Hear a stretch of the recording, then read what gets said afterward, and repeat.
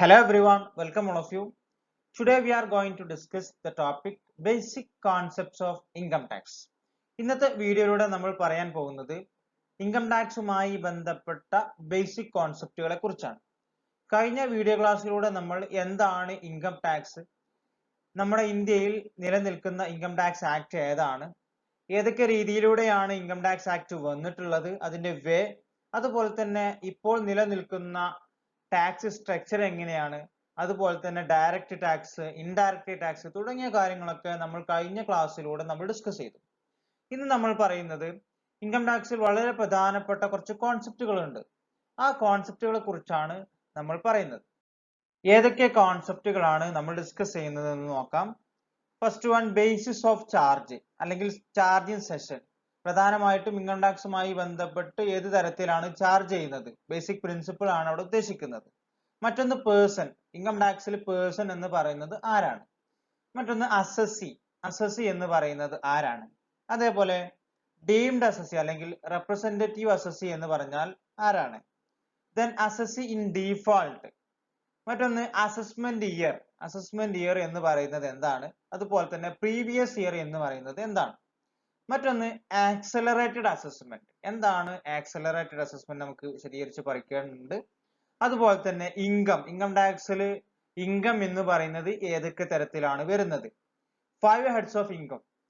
പ്രധാനമായിട്ടും income ടാക്സിൽ 5 heads of income ഉണ്ട്. അത് നമുക്ക് കൃത്യമായ രീതിയിൽ നമുക്ക് പറയാം. അതുപോലെ തന്നെ ഗ്രോസ് ടോട്ടൽ ഇൻകം എന്ന് പറഞ്ഞാൽ എന്താണ്, അതുപോലെ തന്നെ ടോട്ടൽ ഇൻകം എന്ന് പറഞ്ഞാൽ എന്താണ്, ദെൻ കാഷ്വൽ ഇൻകം, അതുപോലെ തന്നെ income deemed to be received, അതുപോലെ തന്നെ income deemed to accrue or arise in India. ഇത്രയും കോൺസെപ്റ്റുകളാണ് നമ്മൾ ഇന്നത്തെ ഒരു ക്ലാസ്സിലൂടെ നമ്മൾ ഡിസ്കസ് ചെയ്യുന്നത്. ഫസ്റ്റ് നമ്മൾ പറയുന്നത് basis of charging of income tax. Income tax charge ചെയ്യുന്നതിന്റെ അടിസ്ഥാനം എന്താണ്. Section 4 of the income tax act is the charging section because it is a section which confers power to the government to levy tax on income. Income tax ആക്ടിലെ section 4 എങ്ങനെയാണ് tax charge ചെയ്യേണ്ടത് എന്നതുമായി ബന്ധപ്പെട്ട കാര്യം പറയുന്നത്. ടാക്സുമായി ബന്ധപ്പെട്ട് ഗവൺമെന്റിന് നൽകുന്ന അല്ലെങ്കിൽ ടാക്സ് ഈടാക്കുന്നതുമായി ബന്ധപ്പെട്ട് ഗവൺമെന്റ് നൽകുന്ന ഒരു അധികാരം, ഒരു പവർ ആണ് ഈ ഒരു വകുപ്പിലൂടെ പറയുന്നത്. ഇതുമായി ബന്ധപ്പെട്ട് നമുക്ക് പറയാനുള്ളത് the following principles are relevant in charging tax on income. Income tax charge ചെയ്യുന്നതുമായി ബന്ധപ്പെട്ട് കുറച്ച് പ്രിൻസിപ്പിൾസ് ഉണ്ട്, അതും കൂടെ നമുക്കൊന്ന് പറയാം. First one, income tax is annual tax on income and collected once in a year. Income tax എന്ന് പറയുന്നത് ആനുവൽ ടാക്സ് ആണ്, വർഷത്തിൽ ഒരിക്കലാണ് ഇത് കാൽക്കുലേറ്റ് ചെയ്യുന്നത്. And collected once in a year, വർഷത്തിൽ ഒരിക്കലാണ് ഗവൺമെന്റ് ടാക്സ് കളക്ട് ചെയ്യുന്നത്. മറ്റൊന്ന്, finance act passed by the parliament fixes the rates of tax applicable for the relevant assessment year. ഓരോ റെലവന്റ് അസസ്മെന്റ് ഇയറിലും അപ്ലിക്കബിൾ ആയിട്ടുള്ള റേറ്റ്സ് ഓഫ് ടാക്സ് പാർലമെന്റ് പാസ്സാക്കിയിട്ടുള്ള finance act പ്രകാരമായിരിക്കും ഉണ്ടാവുക. അപ്പോൾ ഓരോ അസസ്മെന്റ് ഇയറിലും നമ്മൾ ടാക്സ് കൊടുക്കേണ്ടത് ഫിനാൻസ് ആക്ട് പാർലമെന്റ് പാസ്സാക്കിയിട്ടുള്ള ഫിനാൻസ് ആക്ട് പ്രകാരമായിരിക്കും ഉണ്ടാവുക. മറ്റൊന്ന്, income of the previous year is taxable in the assessment year based the rates applicable for the assessment year. എന്താണ് പ്രീവിയസ് ഇയർ, എന്താണ് അസസ്മെന്റ് ഇയർ, നമുക്ക് പറയാം. ഈ ഒരു കാര്യത്തിലൂടെ നമ്മൾ പറയുന്നത് ഓരോ അസസ്മെന്റ് ഇയറിലും നമ്മൾ ടാക്സ് നൽകേണ്ടത് പ്രീവിയസ് ഇയർത്തെ ഇൻകത്തിന്റെ അടിസ്ഥാനത്തിലാണ്. കഴിഞ്ഞ വർഷം എത്രയാണോ ഇൻകം കിട്ടിയത് അതിന്റെ ടാക്സ് ആണ് നമ്മൾ ഈ പ്രാവശ്യം നൽകുക. ഇപ്പൊ അസസ്മെന്റ് ഇയർ എന്ന് പറയുന്നത് ഇപ്പോൾ നിലവിലുള്ള അസസ്മെന്റ് ഇയർ എന്ന് പറയുന്നത് 2021 to 2022 എന്ന് പറഞ്ഞാൽ 2021 ഏപ്രിൽ 1 ടു 2022 മാർച്ച് 31 വരെയുള്ള ആ ഇയറിനെയാണ് നമ്മൾ അസസ്മെന്റ് എന്ന് പറയാം. ഈ അസസ്മെന്റ് ഈ ഇയറിന്റെ തൊട്ട് മുമ്പത്തെ വർഷം എന്ന് പറഞ്ഞാൽ 2020 2021 ആണ് നമ്മുടെ പ്രീവിയസ് ഇയർ. അപ്പൊ ആ 2020 2021 കാലത്ത് കിട്ടിയിട്ടുള്ള ഇൻകത്തിന് നമ്മൾ ടാക്സ് കൊടുക്കേണ്ടത് അസസ്മെന്റ് ഇയർ എന്ന് പറഞ്ഞാൽ ആ ഇൻകത്തിനാണ് നമ്മൾ ഇപ്പോൾ ടാക്സ് കൊടുക്കേണ്ടത്. ഈ അസസ്മെന്റിൽ ഏത് സ്ലാബ് റേറ്റ് ആണ്, ഏത് റേറ്റ്സ് ഓഫ് ടാക്സ് ആണോ അതിന്റെ അടിസ്ഥാനത്തിലാണ് നമ്മൾ കഴിഞ്ഞ പ്രാവശ്യത്തെ ഇൻകത്തിന് ഈ പ്രാവശ്യം നമ്മൾ എന്ത് കൊടുക്കേണ്ടത്, ടാക്സ് നൽകേണ്ടത്. ഓക്കെ, ഇനി നെക്സ്റ്റ് വരുന്നതാണ് tax is charged on every person as defined in section 2 subsection 31 of the act. Tax എല്ലാ വ്യക്തികൾക്കും എന്ന് പറഞ്ഞാൽ സെക്ഷൻ 2 സബ്സെക്ഷൻ 31 പ്രകാരമുള്ള ആ ഇൻകം ടാക്സ് ആക്ടിലെ സെക്ഷൻ 2 സബ്സെക്ഷൻ 31 പ്രകാരം ഡിഫൈൻ ചെയ്തിട്ടുള്ള ആരൊക്കെ വ്യക്തികളുണ്ടോ അവർക്കൊക്കെ എന്ത് ചെയ്യും ടാക്സ് ചാർജ് ചെയ്യും. നമ്മൾ ആരൊക്കെയാണ് പേഴ്സൺസ് നമുക്ക് കൃത്യമായ രീതിയിൽ നമുക്ക് പറയാം. ഓക്കെ, ഇത് നെക്സ്റ്റ് വരുന്നതാണ് tax is charged on the total income of the assessee. അസസിയുടെ എന്ന് പറഞ്ഞ ടാക്സ് കൊടുക്കുന്ന ആളുടെ ടോട്ടൽ ഇൻകത്തിന്റെ മുകളിലാണ് ടാക്സ് ചാർജ് ചെയ്യുക. അപ്പൊ എന്താണ് ടോട്ടൽ ഇൻകം എന്നുള്ളത് നമുക്ക് കൃത്യമായ രീതിയിൽ പറയാം. ഇപ്പൊ ആ റെഡിങ്ങിൽ മാർക്ക് ചെയ്തിട്ടുള്ള പ്രീവിയസ് ഇയർ എന്താണ്, അസസ്മെന്റ് ഇയർ എന്താണ്, പേഴ്സൺ ആരാണ്, ടോട്ടൽ ഈ കാര്യങ്ങളൊക്കെ നമുക്ക് ഡിസ്കസ് ചെയ്യാം.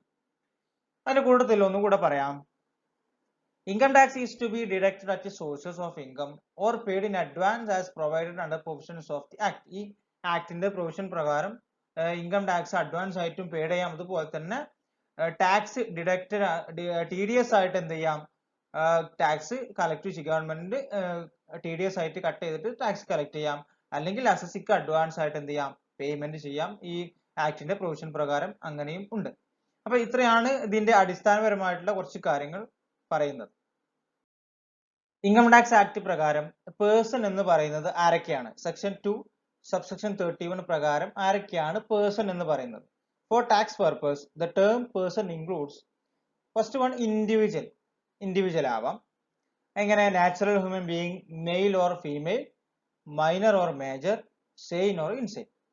രണ്ടാമത്തത് ഹിന്ദു അൺഡിവൈഡഡ് ഫാമിലി, HUF ഒരു പേഴ്സൺ ആണ്. മറ്റൊന്ന് a company, any Indian company ആവാം. Any body corporate incorporated by or under the laws of the country outside India, ഏതെങ്കിലും ഒരു നിയമത്തിന്റെ പിൻബലത്തോടു കൂടെയുള്ള ബോഡി കോർപ്പറേറ്റ്സുകളാവാം.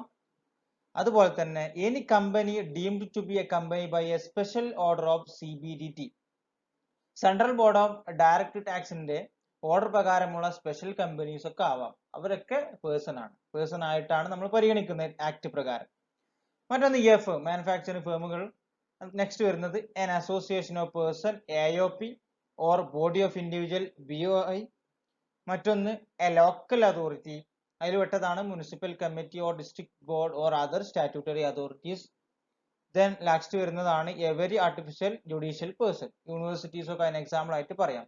ഇത്രയാണ് പ്രധാനമായിട്ടും ഈ ആക്ട് പ്രകാരം, ഇൻകം ടാക്സ് ആക്ട് പ്രകാരം പേഴ്സൺ എന്നുള്ള ടേമിൽ ഇൻക്ലൂഡ് ചെയ്തിട്ടുള്ളത്. നമ്മൾ ആക്ട് പ്രകാരമുള്ള പേഴ്സൺസ് ആരൊക്കെയാണ് നമ്മൾ പറഞ്ഞിരുന്നു. അതിൽ AOP BOI നമ്മൾ പറഞ്ഞു. അപ്പൊ എന്താണ് AOPയും BOIയും തമ്മിലൊരു ഡിഫറൻസ്, അത് നമുക്കൊന്ന് ഡിഫറൻഷിയേറ്റ് ചെയ്തൊന്ന് പറയാം. AOP association of person. AOP mean an association in which two or more persons join in a common purpose to produce income or gains. Income അല്ലെങ്കിൽ ഗെയിൻസ് പ്രൊഡ്യൂസ് ചെയ്യാൻ, അത് ജനറേറ്റ് ചെയ്യാൻ വേണ്ടിയിട്ട് രണ്ടോ അതിലധികമോ ആളുകൾ ഒരു കോമൺ പർപ്പസിന് വേണ്ടിയിട്ട് കൂടിച്ചേരുന്നതിനാണ് നമ്മൾ AOP എന്ന് പറയാം. അങ്ങനെയാണെങ്കിൽ BOI അല്ലെങ്കിൽ ബോഡി ഓഫ് ഇൻഡിവിജ്വൽ എന്ന് പറഞ്ഞാൽ എന്താണ്? It is a group of individuals. രണ്ടോ അതിലധികമോ ആളുകൾ കൂടിച്ചേരുന്ന ഒരു ഗ്രൂപ്പ് ഓഫ് ഇൻഡിവിജ്വൽ ആണ്, വിത്തൗട്ട് എ കോമൺ ഒബ്ജക്റ്റീവ്. അവർക്ക് പ്രത്യേകമായിട്ട് കോമൺ ഒബ്ജക്റ്റീവ് ഒന്നുമില്ല. മേക്കിംഗ് ഇൻകം മേക്ക് ചെയ്യാൻ വേണ്ടിയിട്ട് അവർക്ക് പ്രത്യേകമായിട്ടുള്ള ലക്ഷ്യങ്ങളോ കാര്യങ്ങളോ ഒന്നുമില്ല. But they join together for sharing some assets or income. പക്ഷെ അവരെന്ത് ചെയ്യുന്നുണ്ട്? കുറച്ച് ഇൻകം അല്ലെങ്കിൽ അസറ്റ്സ് ഷെയർ ചെയ്യാൻ വേണ്ടിയിട്ട് അവരെന്ത് ചെയ്യുന്നുണ്ട്? ജോയിൻ ചെയ്യുന്നുണ്ട്. അവർക്ക് പ്രത്യേകമായിട്ടുള്ള ഒരു കോമൺ ഒബ്ജക്റ്റീവ് ഇല്ല. അതിനാണ് നമ്മൾ ബോഡി ഓഫ് ഇൻഡിവിജ്വൽ എന്ന് പറയാം. അസോസിയേഷൻ ഓഫ് പേഴ്സൺ ആണ് എന്നുണ്ടെങ്കിൽ അവിടെ എന്തുണ്ട്? കോമൺ പർപ്പസ്, കോമൺ ഒബ്ജക്റ്റീവ് ഉണ്ട്. ഓക്കെ, അപ്പൊ ഇതാണ് ഇത് തമ്മിലുള്ള വ്യത്യാസം. നെക്സ്റ്റ് വരുന്ന ടേം ആണ് അസസി. സെക്ഷൻ 2 സബ്സെക്ഷൻ 7 പ്രകാരമാണ് അസസി ഡിഫൈൻ ചെയ്തിട്ടുള്ളത്. Assessee is person by whom tax or any other sum of money is payable under the act. Assessee എന്ന് പറയുന്നത് ആരാണോ ഈ നിയമപ്രകാരം ടാക്സ് കൊടുക്കാൻ ബാധ്യസ്ഥർ അവർക്ക് പറയുന്ന പേരാണ് എന്ത്? അസസി എന്ന് പറയുന്നത്. Assessee simply means tax payer. Tax കൊടുക്കുന്ന ആളുകളെ നമുക്ക് എന്ത് പറയാം? അസസി എന്ന് പറയാം. അങ്ങനെയാണെങ്കിൽ ഡീംഡ് അസസി അല്ലെങ്കിൽ റെപ്രസെന്റേറ്റീവ് അസസി എന്ന് പറയുന്നത് ആരാണ്? When a person is liable to pay tax in respect of income of another person is called deemed assessee. മറ്റൊരാൾക്ക് വേണ്ടിയിട്ട് ഒരാള് ഈ ടാക്സ് കൊടുക്കുകയാണെങ്കിൽ ആ ടാക്സ് കൊടുക്കാൻ ബാധ്യസ്ഥനായ ആളെ പറയുന്ന പേരാണ് എന്ത്? ഡീംഡ് അസസി അല്ലെങ്കിൽ റെപ്രസെന്റേറ്റീവ് അസസി. ഫോർ എക്സാമ്പിൾ നമുക്ക് പറയാം, tax is payable by the guardian for the income of the minor. മൈനറുടെ ഇൻകത്തിന് അവരുടെ ഗാർഡിയൻ ടാക്സ് കൊടുക്കുകയാണെങ്കിൽ ആ ഗാർഡിയന് ആ പേരന്റ് പറയുന്ന പേരെന്താണ്? ഡീംഡ് അസസി അല്ലെങ്കിൽ റെപ്രസെന്റേറ്റീവ് അസസി എന്നാണ്. അപ്പം മറ്റൊരാളുടെ ഇൻകത്തിന് ഒരാൾ ടാക്സ് കൊടുക്കുന്നതാണെങ്കിൽ അയാൾക്ക് പറയുന്ന പേരാണ് എന്ത്? ഡീംഡ് അസസി അല്ലെങ്കിൽ റെപ്രസെന്റേറ്റീവ് അസസി എന്ന് പറയുന്നത്. നെക്സ്റ്റ് വരുന്നതാണ് assessee in default. When a person is liable to fulfill legal requirements as per Income Tax Act, if he fails to do so, he becomes an assessee in default. പ്രധാനമായിട്ടും ഒരു assessee ഈ act പ്രകാരമുള്ള എല്ലാ legal റിക്വയർമെന്റ്സും fulfil ചെയ്യേണ്ടത് ബാധ്യതയാണ് ഏതൊരു വ്യക്തിയും. അദ്ദേഹം ആ ഒരു ലീഗൽ റിക്വയർമെന്റ്സ് ഫുൾഫിൽ ചെയ്തിട്ടില്ല എന്നുണ്ടെങ്കിൽ, ഫെയിൽ ആവുകയാണ് എന്നുണ്ടെങ്കിൽ, അങ്ങനെയുള്ള അസസിയെ പറയുന്ന പേരാണെന്ത്? Assessee in default. എന്തെങ്കിലും ഡീഫാൾട്ട് വരുത്തുകയാണെങ്കിൽ, ലീഗൽ റിക്വയർമെന്റ്സിൽ പ്രൊസീജിയറിൽ എന്തെങ്കിലും ഫുൾഫിൽ ചെയ്യാതിരിക്കുമ്പോൾ അയാൾക്ക് പറയുന്ന പേരാണ്, ആ ഒരു വ്യക്തിയെ പറയുന്ന പേരാണെന്ത്? ആ പേഴ്സണെ പറയുന്ന പേരാണെന്ത്? അസസി ഇൻ ഡീഫാൾട്ട് എന്ന് പറയുന്നത്. മറ്റൊരു ടേം ആണ് നമ്മൾ നേരത്തെ പറഞ്ഞതുപോലെ തന്നെ അസസ്മെന്റ് ഇയർ. സെക്ഷൻ 2 സബ്സെക്ഷൻ 9 പ്രകാരമാണ് പറയുന്നത്. A period of 12 months commencing on 1st April every year.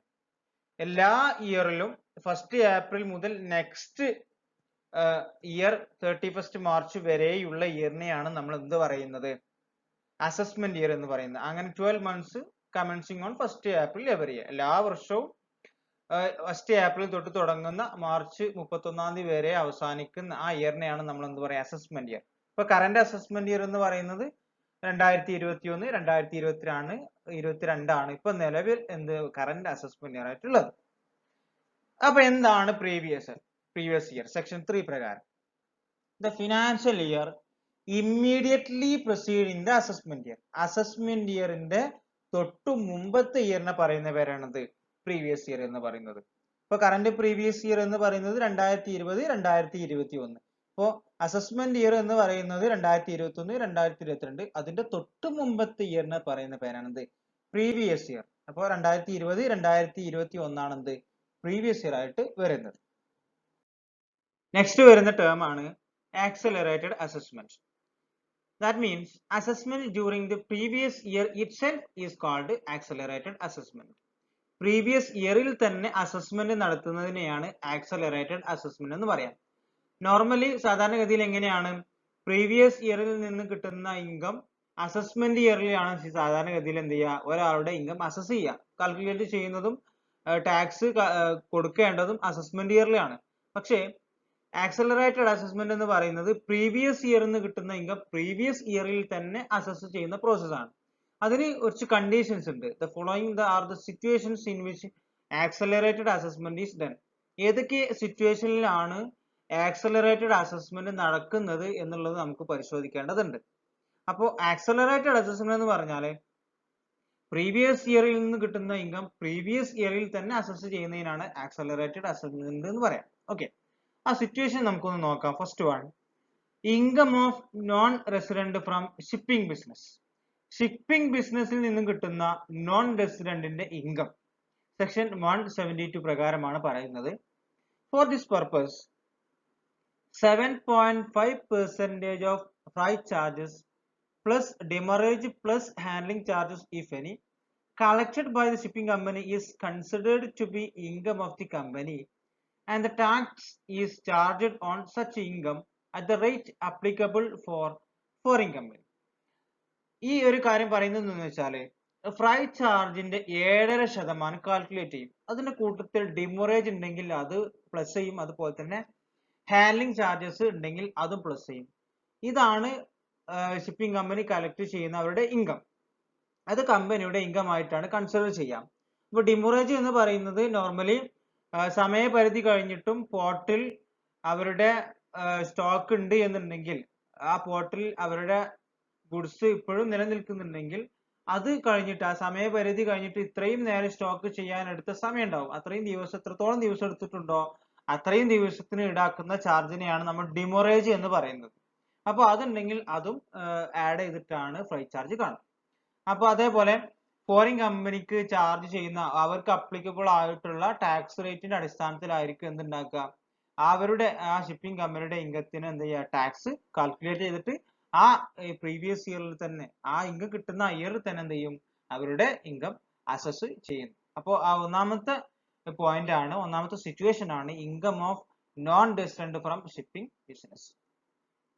മറ്റൊന്ന് income of person leaving India section 174 there is no possibility to return in India. ഇന്ത്യയിലേക്ക് തിരിച്ചു വരാൻ ഒരു സാധ്യതയും ഇല്ലാത്ത വ്യക്തികൾ അവർ ഫ്രം ലീവിങ് ഫ്രം ഇന്ത്യ, ഇന്ത്യയിൽ നിന്ന് വിട്ടു പോവുകയാണ്, ഒരിക്കലും തിരിച്ചു വരാൻ സാധ്യതയില്ല എന്നുണ്ടെങ്കിൽ അങ്ങനെയുള്ള ആളുകളുടെ ഇൻകം എന്ത് ചെയ്യും പ്രീവിയസ് ഇയറിൽ തന്നെ അസസ് ചെയ്യും. മറ്റൊരു സിറ്റുവേഷൻ ആണ് income of an AOP or BOI or artificial judicial person section 174A when it is likely to be dissolved during the previous year itself. എങ്ങനെയാണ് AOP യുടെയും BOI അതേപോലെ ആർട്ടിഫിഷ്യൽ ജുഡീഷ്യൽ പേഴ്സന്റെയും income എങ്ങനെയാണ് previous ഇയറിൽ തന്നെ assess ചെയ്യുന്നത്? അവര് to be dissolved during the previous year itself, previous ഇയറിൽ തന്നെ ആ ഒരു AOP BOI ഡിസോൾവ് ചെയ്യുകയാണ് എന്നുണ്ടെങ്കിൽ ആ സമയത്ത് തന്നെ എന്ത് ചെയ്യും അവരുടെ ഇൻകം അസസ് ചെയ്യും.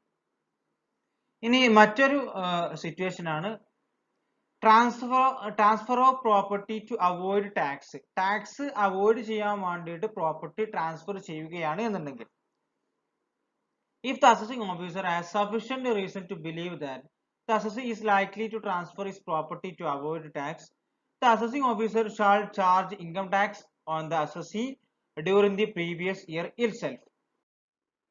ഇപ്പൊ അസസിംഗ് ഓഫീസർക്ക് തോന്നുകയാണ് ഒരാള് ടാക്സ് അവോയ്ഡ് ചെയ്യാൻ വേണ്ടിയിട്ട് അദ്ദേഹത്തിന്റെ പ്രോപ്പർട്ടി മറ്റൊരാൾക്ക് ട്രാൻസ്ഫർ ചെയ്യുമെന്ന് അസസിംഗ് ഓഫീസർക്ക് മനസ്സിലാവുകയാണ് എന്നുണ്ടെങ്കിൽ അസസിംഗ് ഓഫീസർക്ക് എന്ത് ചെയ്യാം ആ ഇയറിൽ തന്നെ പ്രീവിയസ് ഇയറിൽ തന്നെ എന്ത് ചെയ്യാം ഇൻകം ടാക്സ് ചാർജ് ചെയ്യാം. അതാണ് if the assessing officer has sufficient reason to believe that, അത് അസസിംഗ് ഓഫീസർക്ക് ഇതുമായി ബന്ധപ്പെട്ട് വിശ്വാസക്കുറവുണ്ട് എന്നുണ്ടെങ്കിൽ മാത്രമേ ഈ ഒരു കണ്ടീഷനിൽ പ്രീവിയസ് ഇയറിൽ എന്ത് ചെയ്യുള്ളൂ അസസ്മെന്റ് നടത്തുള്ളൂ. The last one discontinues of a business or profession. Business അല്ലെങ്കിൽ പ്രൊഫഷൻ എന്ത് ചെയ്യാണ് നിർത്തി പോവാണെങ്കിൽ ഡിസ്കണ്ടിന്യൂ ചെയ്യാണ് എന്നുണ്ടെങ്കിൽ section 176 the assessing officer has his own discretion in this regard. Assessing ഓഫീസർക്ക് സ്വന്തമായിട്ട് ഡിസ്ക്രിഷണറി പവർ ഉണ്ട്. വേണമെന്നുണ്ടെങ്കിൽ ആ പ്രീവിയസ് ഇയറിൽ തന്നെ എന്ത് ചെയ്യാം ഇൻകം അസസ് ചെയ്യാം, അല്ലെങ്കിൽ നെക്സ്റ്റ് ഇയറിലായാലും കുഴപ്പമില്ല. ഒരു ഡിസ്ക്രിഷണറി പവർ ഈ ഒരു സിറ്റുവേഷനിൽ മാത്രമുണ്ട്. ഇത് വളരെ പ്രധാനപ്പെട്ടതാണ്. നോർമലി കോമ്പറ്റീറ്റീവ് എക്സാമിനും നെറ്റ് എക്സാമിനും ഒക്കെ ചോദിക്കാറുള്ള ഒരു ക്വസ്റ്റ്യനും കൂടിയാണ്. ഡിസ്ക്രിഷണറി പവർ ഉള്ള ആക്സലറേറ്റഡ് അസസ്മെന്റ് ഒരു സിറ്റുവേഷൻ ഏതാണ്? അത് discontinuous of a business or profession ആണ് വരിക. അപ്പൊ ഇതാണ് ആക്സലറേറ്റഡ് അസസ്മെന്റും അതുമായി ബന്ധപ്പെട്ട സിറ്റുവേഷൻസ്. നെക്സ്റ്റ് വരുന്ന ടേം ആണ് ഇൻകം. സെക്ഷൻ 2 സബ്സെക്ഷൻ 24 പ്രകാരം ഒരുപാട് ഇൻകംസ് ഇൻകം ടാക്സിൽ വരുന്നുണ്ട്. അതിൽ വളരെ പ്രധാനപ്പെട്ട കുറച്ച് ഇൻകംസ് ആണ് നമ്മൾ ഇവിടെ പറയുന്നത്. ഒന്ന് profit and gains, second one dividend other than Indian company dividend up to 2 lakh വരെ എക്സെപ്റ്റഡ് ആണ്. Then perquisites, profit in lieu of salary, income from trade or professional association, refund of customs or excise duty, salary, bonus, commission, interest, capital gain, bad debt recovered, unrealized rent recovered, income from horse race, card games, winning from lottery തുടങ്ങിയിട്ടുള്ള ഒരുപാട് types of income ഉണ്ട്. അതിലെ വളരെ പ്രധാനപ്പെട്ട incomes ആണ് നമ്മൾ പറഞ്ഞത്. Next വരുന്ന ടേം ആണ് 5 heads ഓഫ് ഇൻകം. നേരത്തെ നമ്മൾ ഒരുപാട് ഇൻകംസ് പറഞ്ഞു, വളരെ പ്രധാനപ്പെട്ട ഇൻകംസ് പറഞ്ഞു. അപ്പൊ ഈ ഇൻകംസ് ഒക്കെ തന്നെയും ഇൻകം ടാക്സിൽ 5 ഹെഡുകളാക്കി തരം തിരിച്ചിട്ടുണ്ട്. First one income from salary, സാലറിയിൽ നിന്ന് കിട്ടുന്ന ഇൻകം. സെക്ഷൻ 15 to 17 വരെയുള്ള വകുപ്പ് പ്രകാരമാണ് ഇത് പറയുന്നത്. Second one income from house property, house പ്രോപ്പർട്ടിയിൽ നിന്ന് കിട്ടുന്ന വരുമാനം. Section 22 to 27. Third one profit and gains of business or profession, business or പ്രൊഫഷനിൽ നിന്ന് കിട്ടുന്ന പ്രോഫിറ്റ് അല്ലെങ്കിൽ gain. Then fourth one capital gains, section 45 to 55. The last one income from other sources, section 56 to 59. ഇങ്ങനെ തുടങ്ങിയിട്ടുള്ള 5 ഹെഡുകളാക്കിയിട്ട് എന്ത് ചെയ്തിട്ടുണ്ട്, എല്ലാ ഇൻകംസിനെയും എന്ത് ചെയ്തിട്ടുണ്ട് 5 ഹെഡുകളാക്കി തരം തിരിച്ചിട്ടുണ്ട്. അതാണ് income from salary, income from house property, profit and gains of business or profession, capital gains, and last one income from other resources. Next വരുന്ന ടേം ആണ് ഗ്രോസ് ടോട്ടൽ ഇൻകം. നമ്മൾ ഇൻകം എന്താണെന്ന് പറഞ്ഞു, അതേപോലെ 5 ഹെഡ്സ് ഓഫ് ഇൻകം നമ്മൾ പറഞ്ഞു അല്ലെ. Next വരുന്നതാണ് gross total income. Gross total income means the total of the income of the assessee during a previous year from various heads of income before making any deductions under chapter 6A of the Income Tax Act, that is section 80C to 80U, and after deducting brought forward losses.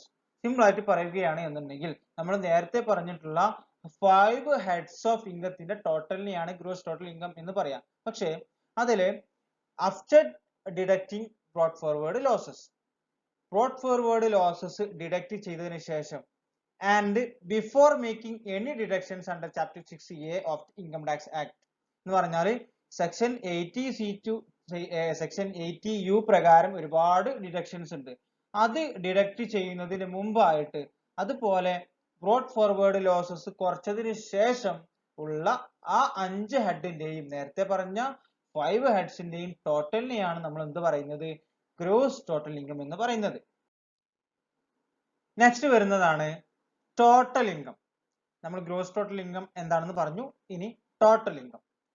Total income is obtained after deducting all deductions under chapter 6A, that is section 80C to 80U from gross total income. നമ്മൾ gross total income പറഞ്ഞിരുന്നു അല്ലെ. 80C to 80U വരെയുള്ള deductions കുറക്കുന്നതിന് മുമ്പുള്ള 5 ഹെഡ്സിന്റെ ടോട്ടലിനെയാണ് gross total income എന്ന് പറയാം. അപ്പൊ ആ gross total ഇൻകത്തിൽ നിന്നും നമ്മൾ 80C to 80U എന്ന ഡിഡക്ഷൻസ് കുറച്ചതിന് ശേഷമുള്ള ഇൻകത്തിനാണ് നമ്മൾ എന്ത് പറയാ, ടോട്ടൽ ഇൻകം എന്ന് പറയാം. അപ്പൊ ഗ്രോസ് ടോട്ടൽ ഇൻകത്തിൽ നിന്നും 80C to 80U ഡിഡക്ഷൻസ്, ഒരുപാട് ഡിഡക്ഷൻസ് ഉണ്ട്. ആ ഡിഡക്ഷൻസ് കുറച്ചതിന് ശേഷമുള്ള ഇൻകത്തെയാണ് എന്ത് പറയാം, ടോട്ടൽ ഇൻകം എന്ന് പറയുന്നത്. നെക്സ്റ്റ് വരുന്നതാണ് കാഷ്വൽ ഇൻകം. എന്താണ് casual income? Unexpected income of non repetitive nature is called casual income. Casual income എന്ന് പറയുന്നത് അൺഎക്സ്പെക്ടഡ് ഇൻകം, അപ്രതീക്ഷിതമായിട്ട് കിട്ടുന്ന വരുമാനത്തെയാണ് എന്ത് പറയാ, കാഷ്വൽ ഇൻകം എന്ന് പറയാം. ആൻഡ് നോൺ റിപ്പീറ്റീവ് നേച്ചർ, നമ്മൾ റിപ്പീറ്റീവ് അല്ലാതെ എപ്പോഴെങ്കിലും ഒക്കെ പെട്ടെന്ന് അൺഎക്സ്പെക്ടഡ് ആയിട്ട് കിട്ടുന്ന ഇൻകത്തിനെയാണ് എന്ത് പറയുന്നത്, കാഷ്വൽ ഇൻകം എന്ന് പറയുന്നത്. Example winning from lottery. ഇപ്പോൾ ലോട്ടറി അടിക്കുകയാണ് എന്നുണ്ടെങ്കിൽ നോൺ റിപ്പീറ്റീവ് ആണ്, അതുപോലെ തന്നെ അൺഎക്സ്പെക്ടഡ് ആയിട്ടുള്ള കിട്ടുന്ന വരുമാനമാണ്. കാർഡ് ഗെയിംസ്, കോമ്പറ്റീഷൻസ്, കോണ്ടസ്റ്റ് നിന്ന് കിട്ടുന്ന ഇൻകംസ് ഒക്കെ തന്നെയും അൺഎക്സ്പെക്ടഡ് ആയിട്ട് കിട്ടുന്നതാണ്, അതുപോലെ നോൺ റിപ്പീറ്റീവ് ആയിട്ട് കിട്ടുന്ന ഇൻകം ആണ്. ഇതിനാണ് നമ്മൾ കാഷ്വൽ ഇൻകം എന്ന് പറയുന്നത്. നെക്സ്റ്റ് വരുന്ന ടോപ്പിക് ആണ് income deemed to be received. It means income not received by the assessee but considered as received for tax purpose. Income കിട്ടിയിട്ടില്ല പക്ഷെ കിട്ടിയതായിട്ട് കണക്കാക്കും. എന്തിനു വേണ്ടിയിട്ടാണ്? Four tax purpose. ടാക്സ് പർപ്പസിന് വേണ്ടിയിട്ട് ഒരു അസസിക്ക് ഇൻകം കിട്ടിയിട്ടില്ലെങ്കിലും അത് കിട്ടിയതായിട്ട് കണക്കാക്കുന്ന കുറച്ച് ഇൻകംസ് ഉണ്ട്. അത് ഏതൊക്കെയാണ് എന്നുള്ളത് നമുക്ക് നോക്കാം. The following are some examples. First one, sums deducted from any income by way of TDS. ഏതെങ്കിലും ഒരു ഇൻകത്തിൽ നിന്നും TDS ഡിഡക്ട് ചെയ്തിട്ടുണ്ടെങ്കിൽ ആ എമൗണ്ട് കിട്ടിയതായിട്ട് കണക്കാക്കും. ഇപ്പോൾ ലോട്ടറിയുടെ കേസിലൊക്കെ TDS കട്ട് ചെയ്തിട്ടാണ് ഒരാൾക്ക് എമൗണ്ട് കിട്ടുക. അത് നമ്മുടെ ഇൻകം ആയിട്ടാണ് എന്ത് ചെയ്യുക, കണക്കാക്കുന്നത്. മറ്റൊന്ന്, income of other persons clubbed with the income of the assessee. മറ്റൊരാളുടെ ഇൻകം അസസിയുടെ ഇൻകത്തിനെ കൂടി ക്ലബ് ചെയ്യുകയാണ് എന്നുണ്ടെങ്കിൽ അതും ഇൻകം ആയിട്ടാണ് എന്ത് ചെയ്യുക, കണക്കാക്കുക. മറ്റൊന്ന്, annual accretion. It means the amount consist of, എന്താണ് ആനുവൽ അക്രീഷൻ എന്ന് പറയുന്നത്? Employees contribution to a recognised provident fund over 12% of the salary of the assessee. ഒരു അസസിയുടെ 12%, സാലറിയുടെ 12% മുകളിലേക്ക് എംപ്ലോയേഴ്സ് റെക്കഗ്നൈസ്ഡ് പ്രൊവിഡന്റ് ഫണ്ടിലെ എംപ്ലോയേഴ്സ് കോൺട്രിബ്യൂഷൻ 12% മുകളിലാണെങ്കിൽ, സാലറിയുടെ 12% മുകളിലാണെങ്കിൽ അതും, അതുപോലെ തന്നെ interest credited to the RPF in excess of prescribed limit. അതുപോലെ തന്നെ റെക്കഗ്നൈസ്ഡ് പ്രൊവിഡന്റ് ഫണ്ടിന്റെ ഇൻട്രസ്റ്റ്, അത് ഓരോ അസസ്മെന്റ് ഇയറിലും ഇൻട്രസ്റ്റ് റേറ്റ് മാറ്റം ഉണ്ടാവും. അതിന്റെ മുകളിൽ, അതിന്റെ എക്സസ്, ആ ലിമിറ്റിൽ എക്സസ് വരുന്ന എമൗണ്ടിനെയാണ് നമ്മൾ എന്ത് പറയാം, ആനുവൽ അക്രീഷൻ എന്ന് പറയാം. മറ്റൊന്ന്, transferred balance. When an unrecognized provident fund is recognized by the Commissioner of Income Tax in a particular year, the existing balance in the fund to the credit of the employee is transferred to the recognized provident fund. Such amount is called transferred balance. Transferred balance എന്ന് പറഞ്ഞാൽ ഏതെങ്കിലും ഒരു unrecognised provident fund income tax commissioner recognise ചെയ്യാണ് എന്നുണ്ടെങ്കിൽ ആ unrecognised ചെയ്തിട്ടുള്ള ഫണ്ടിൽ നിന്നുള്ള ബാലൻസ് ഉണ്ടാവും, എക്സിസ്റ്റിംഗ് ബാലൻസ്, അതെന്ത് ചെയ്യും, റെക്കഗ്നൈസ്ഡ് പ്രൊവിഡന്റ് ഫണ്ടിലേക്ക് ട്രാൻസ്ഫർ ചെയ്യും. അപ്പൊ ആ ബാലൻസിനെയാണ് നമ്മൾ എന്ത് പറയുന്നത്, ട്രാൻസ്ഫേർഡ് ബാലൻസ്. അൺറെക്കഗ്നൈസ്ഡ് പ്രൊവിഡന്റ് ഫണ്ടിൽ നിന്നും റെക്കഗ്നൈസ്ഡ് പ്രൊവിഡന്റ് ഫണ്ടിലേക്ക് മാറ്റുന്ന ആ ബാലൻസിനെയാണ് നമ്മൾ എന്ത് പറയാം, ട്രാൻസ്ഫേർഡ് ബാലൻസ് എന്ന് പറയുന്നത്. മറ്റൊന്ന്, any dividend declared or distributed or paid by a company is deemed to be the income of the previous year in which it is declared, distributed or paid. ഏതെങ്കിലും കമ്പനിയുടെ ഡിവിഡൻഡ് ഡിക്ലെയർ ചെയ്യുകയോ distribute ചെയ്യുകയോ അല്ലെങ്കിൽ paid ചെയ്യുകയോ ചെയ്താൽ അതും നമ്മളെ income ആയിട്ട് എന്ത് ചെയ്യും, കണക്കാക്കും. അത് റിസീവ് ചെയ്തിട്ടില്ലെങ്കിലും നമ്മൾ കമ്പനി ഡിക്ലെയർ ചെയ്ത് കഴിഞ്ഞാൽ തന്നെ അസസിയുടെ ഇൻകം ആയിട്ട് എന്ത് ചെയ്യും, കണക്കാക്കും. ഇതാണ് income deemed to be received എന്നുകൊണ്ട് ഉദ്ദേശിക്കുന്നത്. നെക്സ്റ്റ് വരുന്ന ടോപ്പിക് ആണ് income deemed to accrue or arise in India. ഇന്ത്യയിൽ അറൈസ് ചെയ്തതോ അല്ലെങ്കിൽ അക്രൂ ചെയ്തതോ ആയിട്ടുള്ള ഇൻകംസ് എങ്ങനെയാണ് ഒരാളുടെ ഇൻകം ആയിട്ട് കണക്കാക്കുന്നത്. കുറച്ച് എക്സാമ്പിൾസ് ആണ് നമ്മൾ പറയുന്നത്. ഒന്ന്, income accrue or arises directly or indirectly through any business in India. ഇന്ത്യയിലെ ബിസിനസ്സിലൂടെ ഡയറക്റ്റ് ആയിട്ടോ ഇൻഡയറക്റ്റ് ആയിട്ടോ ഇന്ത്യയിൽ അറൈസ് ചെയ്തിട്ടുള്ള ഇൻകം ഒരാളുടെ ഇൻകം ആയിട്ട് കണക്കാക്കും. മറ്റൊന്ന്, income from salary if it is earned in India. ഈ സാലറിയിൽ നിന്ന് കിട്ടുന്ന ഇൻകം അത് ഇന്ത്യയിലാണ് ഏൺ ചെയ്തതെങ്കിൽ അത് ഒരാളുടെ ഇൻകം ആയിട്ട് കണക്കാക്കും. അദ്ദേഹം വർക്ക് ചെയ്യുന്നത് പുറത്താണെങ്കിലും പക്ഷെ സാലറി ഇന്ത്യയിൽ വെച്ചിട്ടാണ് കിട്ടുന്നത് എങ്കിൽ അത് അയാളുടെ ഇൻകം ആയിട്ട് എന്ത് ചെയ്യും, കണക്കാക്കും. ഇന്ത്യയിലാണ് അറൈസ് ചെയ്തത് എന്നതുമായി ബന്ധപ്പെട്ടാണ് വരുന്നത്. മറ്റൊന്ന്, income chargeable under the head salaries payable by the government to a citizen of India for service rendered outside India. ഒരു ഇന്ത്യൻ ഗവൺമെന്റ് എംപ്ലോയി പുറത്താണ് സർവീസ് ചെയ്യുന്നത് എങ്കിലും അവർക്ക് കൊടുക്കുന്ന സാലറി ഇന്ത്യൻ ഇൻകം ആയിട്ടാണ് എന്ത് ചെയ്യുക, ഇന്ത്യയിൽ അറൈസ് ചെയ്ത ഇൻകം ആയിട്ടാണ് എന്ത് ചെയ്യുക, കാണാം. മറ്റൊന്ന്, dividend paid by an Indian company outside India. Indian company അവരുടെ ഡിവിഡൻഡ് ഇന്ത്യക്ക് പുറത്താണ് നൽകുന്നത് എങ്കിലും അത് ജനറേറ്റ് ചെയ്ത ഇന്ത്യയിൽ നിന്നാണ് എന്നതുകൊണ്ട് തന്നെ അത് ഇന്ത്യൻ ഇൻകം ആയിട്ടാണ് എന്ത് ചെയ്യുക, കണക്കാക്കുക. മറ്റൊന്ന്, income by way of interest royalty payable by the government to any other person. ഏതെങ്കിലും ഒരു വ്യക്തികൾക്ക് ഗവൺമെന്റ് റോയൽറ്റി ആയിട്ടോ അല്ലെങ്കിൽ ഇൻട്രസ്റ്റ് ആയിട്ടോ നൽകുന്ന ഇൻകം അത് ഇന്ത്യയിൽ അറൈസ് ചെയ്തോ അക്രൂ ചെയ്തോ ആയിട്ടുള്ള ഇൻകം ആയിട്ടാണ് എന്ത് ചെയ്യുക, കണക്കാക്കുക. ഇതാണ് ഇതുമായി ബന്ധപ്പെട്ട കുറച്ച് എക്സാമ്പിൾസ്. ഇൻകം ടാക്സുമായി ബന്ധപ്പെട്ട് അടിസ്ഥാനപരമായിട്ട് നമ്മൾ മനസ്സിലാക്കേണ്ട കോൺസെപ്റ്റുകൾ അല്ലെങ്കിൽ ടേംസിനെ കുറിച്ചാണ് നമ്മൾ ഈ വീഡിയോയിലൂടെ പറഞ്ഞിട്ടുള്ളത്. കഴിഞ്ഞൊരു വീഡിയോയിലൂടെ നമ്മൾ ജനറൽ ഇൻട്രൊഡക്ഷൻ ഭാഗത്ത് ഒരുപാട് കാര്യങ്ങൾ പറഞ്ഞിരുന്നു.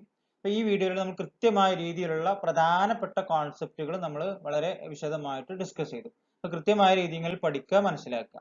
ഓക്കെ, അപ്പൊ ഇനി നെക്സ്റ്റ് ഒരു വീഡിയോയിലൂടെ നമുക്ക് പുതിയൊരു ടോപ്പിക്കുമായി വീണ്ടും കാണാം. Okay, thank you all.